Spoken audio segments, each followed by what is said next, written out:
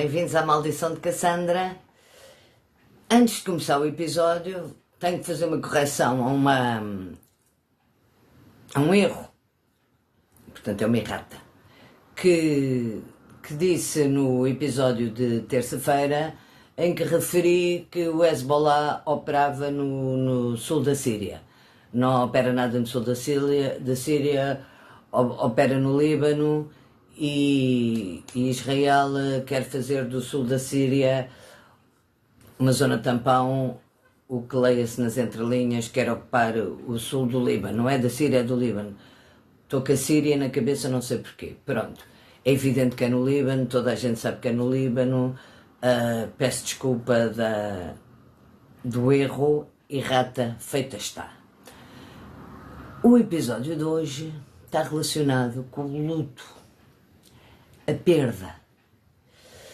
E surgiu uma ideia de fazer este episódio porque um grande amigo meu, um homem que eu adoro, que eu já falei uma vez, referi num episódio que não me recordo em qual, em que eu disse que os braços dele são a minha casa, é uma das minhas casas, que se debate com um luto mal feito, de uma perda que ocorreu há 21 anos.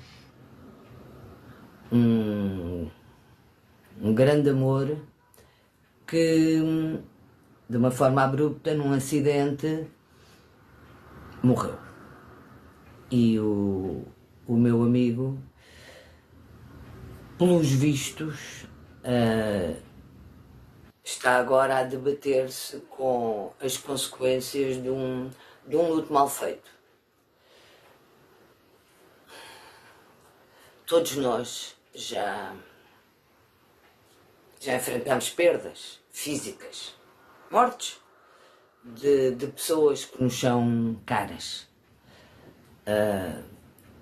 No meu caso pessoal, quer dizer, eu também tenho que personalizar um bocado este episódio, porque tem mesmo que ser. Passei por um período extraordinariamente difícil, em que o meu melhor amigo, eu dediquei-lhe um episódio que se chama I Had a Friend in Africa. O melhor dos amigos. Morreu e 5 meses depois morreu a minha mãe. Ou seja, todo o meu chão emocional foi-se. Mas era mesmo todo o meu chão emocional. Muitos anos envolvidos, eu posso considerar que até certo ponto foi dar-me espaço, a partida deles deu-me espaço para me relacionar com outras pessoas, nomeadamente em termos amorosos, porque enquanto eles dois estiveram comigo, a ligação era tão intensa que todas as minhas necessidades emocionais e afetivas estavam supridas, de forma que nem sequer me passaria pela cabeça estar aberta a qualquer tipo de relacionamento mais intenso, mais íntimo, mais sério, pela simples razão que não precisava, que nem sequer era uma questão que nem sequer se colocava. Estava totalmente plena em termos emocionais. Minha mãe era uma pessoa... Eu não sou psicóloga, como sabem, mas sou muito...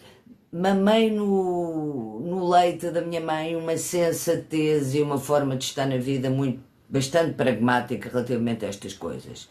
E tive um mestre na vida, que era um padre, que também já morreu, morreu aos 95 anos, meu querido Padre Vicente, que me ensinou muito precocemente a falar de morte, de perda, de dor, de afeto, porque até certo ponto eu acho que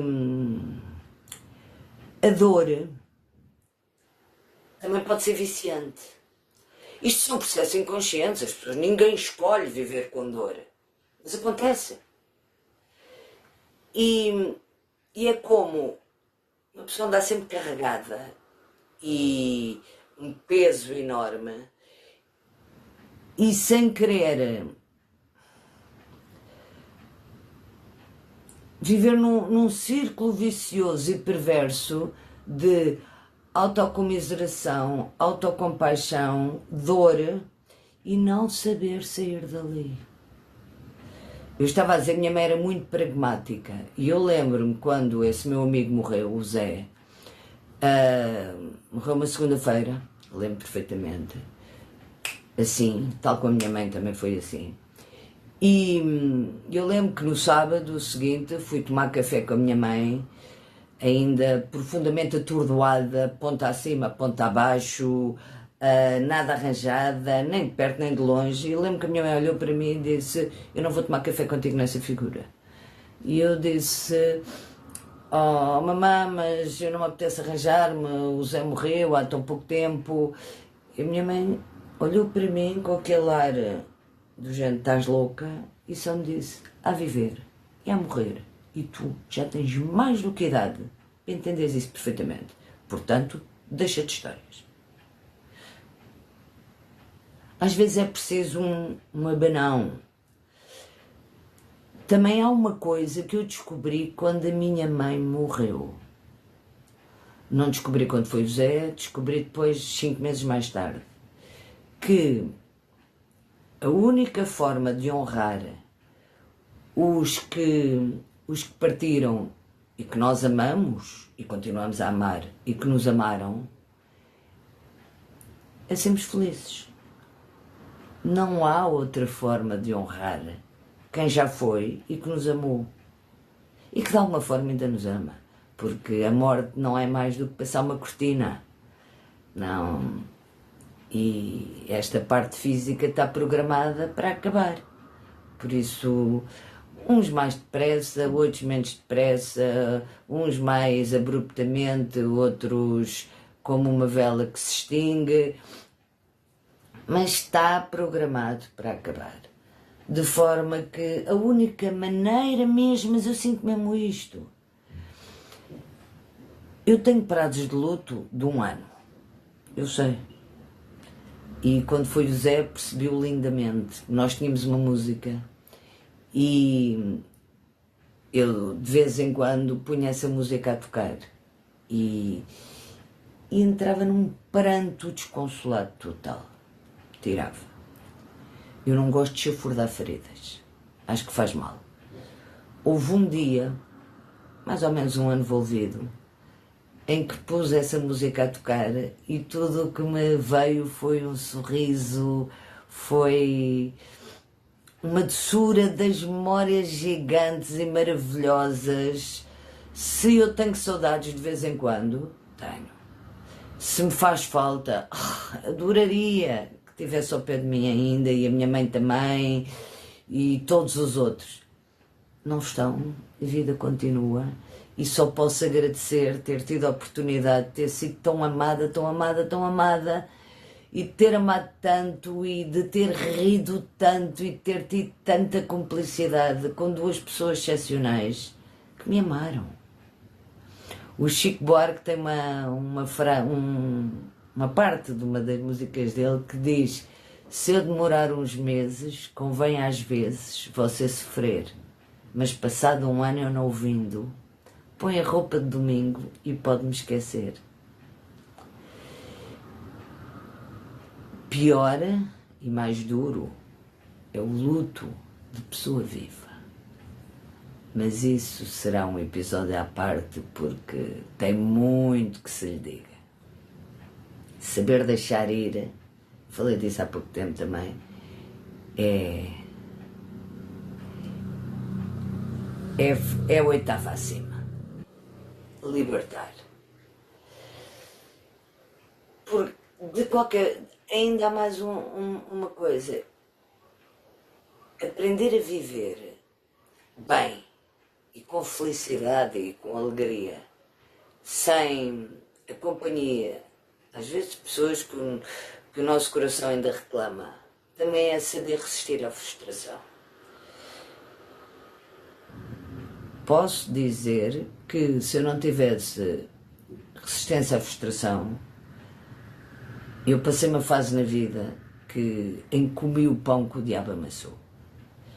E a minha amiga Kikas, que eu sei que assiste a todos os episódios, poderá confirmar isso, quer dizer, não vai confirmar, mas está neste momento quando ouvir a dizer que sim. E se não tivesse capacidade de resistência à frustração, e já não tinha o Zé nem a minha mãe em níveis tão elevados, eu não sei. Tudo no fundo é um bolo, ou são camadas que fazem de nós quem nós somos e eventualmente pessoas melhores. Não há prazos para o luto, mas poderá haver uma razoabilidade. É a questão que eu deixo em aberto. E uma forma agora que se pode lidar com a perda e com o luto de uma forma que nos honre e que honre quem nós amamos, isso eu posso garantir que há. E essa também é uma forma de resistência. #resist. Sempre. Posto isto, se gostam da Maldição de Cassandra, please, continuem a visualizar, a pôr likes, a fazer comentários, a sugerir-me, a abrirem-se comigo, porque já sabem que eu vou logo pegar em algumas coisas, sem citar nomes, sem citar nada, para fazer um novo episódio. Please, please, please, please. Vamos continuar a crescer. Até breve.